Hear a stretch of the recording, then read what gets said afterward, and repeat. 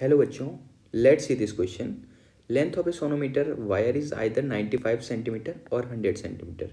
In both cases, a tuning fork produces 4 beat. Then the frequency of tuning fork.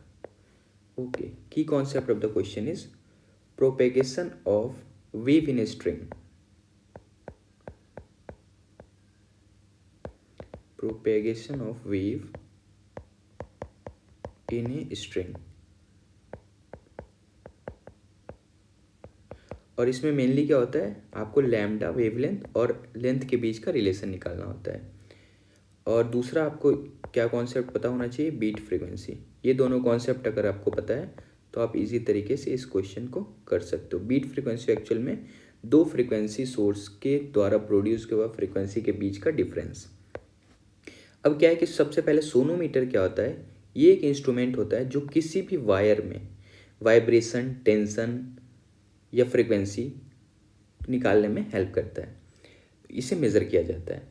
अब question में ये दिया हुआ है कि ये जो सोनोमीटर का ये जो वायर है, मेनली यहीं से सारा ऑब्जर्वेशन होता है. ये या तो 95 सेंटीमीटर का है या फिर 100 सेंटीमीटर का है. दोनों कंडीशन में ये ट्यूनिंग फॉर्क के साथ 4 बीट का फ्रीक्वेंसी प्रोड्यूस कर रहा है. तो एक्चुअल में ट्यूनिंग फॉर्क का फ्रीक्वेंसी क्या होगा. सपोज ट्यूनिंग फॉर्क कैसा होता है, वो ऐसा होता है. ट्यूनिंग फॉर्क का फ्रीक्वेंसी नहीं दिया हुआ है तो हम लोग अपने मन से ट्यूनिंग फॉर्क के द्वारा प्रोड्यूस को फ्रीक्वेंसी को एफ मान लेते हैं. अब हम लोग दोनों कंडीशन को बारी बारी से देखते हैं. एक बार क्या रखते हैं, ये जो वायर है इसका लेंथ को हम लोग एक बार 95 सेंटीमीटर लेते हैं और एक बार 100 सेंटीमीटर. एक और बात है, वेव का प्रोपेगेशन आप कोई भी ले सकते हो, फंडामेंटल ले सकते हो, फर्स्ट ओवरटोन ले सकते हो, लेकिन आप जो भी लो दोनों में सेम लो, क्योंकि सेम सोनोमीटर है, सेम लेंथ अलग अलग है, सेम सोनोमीटर में सेम कंडीशन पे ये ऑब्जर्वेशन हो रहा है. तो पहला कंडीशन में जो लेंथ ऑफ वायर ये 95 सेंटीमीटर वाला ले रहे हैं और दूसरा कंडीशन में ये 100 सेंटीमीटर वाला ले रहे हैं. अब क्या अगर वेव का इसमें प्रोग्रेशन, सपोज अगर फंडामेंटल फ्रीक्वेंसी देखते हो तो वेव का प्रोपेगेशन कुछ इस हिसाब से होगा, ये नीचे से भी ऐसे होता है. और इसमें अगर आप ऊपर वाले में फंडामेंटल लियो तो इसमें भी आप फंडामेंटल लो. अगर आपको फर्स्ट ओवरटोन लेना है तो दोनों में आप फर्स्ट ओवरटोन ले सकते हो, कोई दिक्कत नहीं है.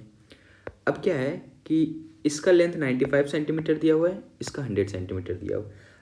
अगर आप ऊपर वाले में रिलेशन देखो तो इसमें λ/2 इक्वल टू एल की जगह 95 सेंटीमीटर है तो इसको आप 0.95 मीटर में कन्वर्ट कर दोगे. इसको λ1 में कर दे रहा हूँ क्योंकि इसके द्वारा वेवलेंथ अलग होगा, इसके द्वारा वेवलेंथ अलग होगा. तो यहाँ से λ1 इक्वल टू आप क्या लिख सकते हो, 0.95 इंटू कितना हो जाएगा, इंटू 2 हो जाएगा, ये हो जाएगा 1.9 हो जाएगा. ठीक है, तो λ1 आ गया 1.9 मीटर. ऐसे हम लोग λ2 भी निकाल सकते हैं. तो यहाँ से हम लोग क्या कर सकते हैं, यहाँ पे भी λ2/2 इक्वल टू ये 100 सेंटीमीटर, 100 सेंटीमीटर को आप 1 मीटर लिख सकते हो. तो λ2 इक्वल टू आ गया 2 मीटर. अब λ1 आ गया, λ2 भी आ गया, तो फ्रीक्वेंसी हम लोग निकाल सकते हैं.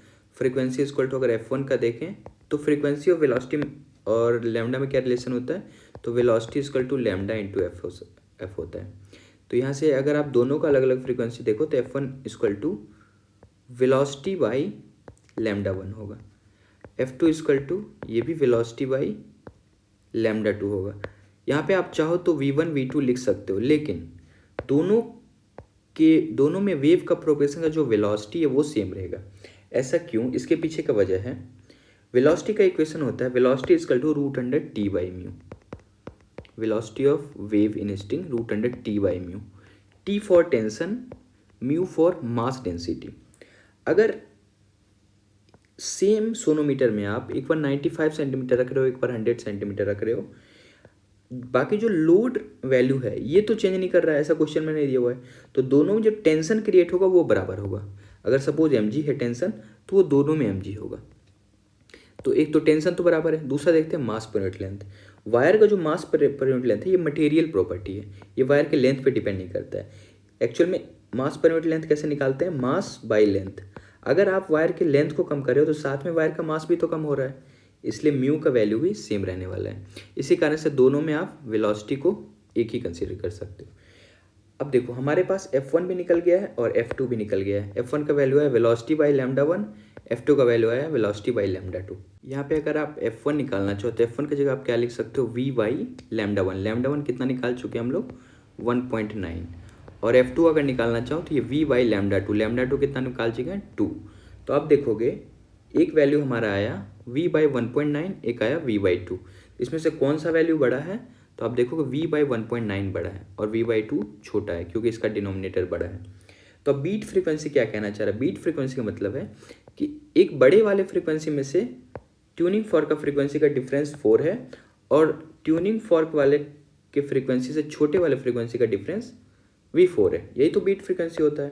तो यहाँ से आप रिलेशन बना सकते हो कि एक्चुअल में यहाँ पे देखो हम लोग F1 जो है बड़ा आया हमारा F2 से, तो आप यहाँ पे लिख सकते हो जो ट्यूनिंग फॉर्क का फ्रीक्वेंसी हम लोग कितना माने थे, स्मॉल f माने थे। तो यहाँ से आप लिख सकते हो F1 minus small f equal to 4, या फिर दूसरे वर्ड में आप इसे ये लिख सकते हो, इसको इक्वेशन फर्स्ट बना लो।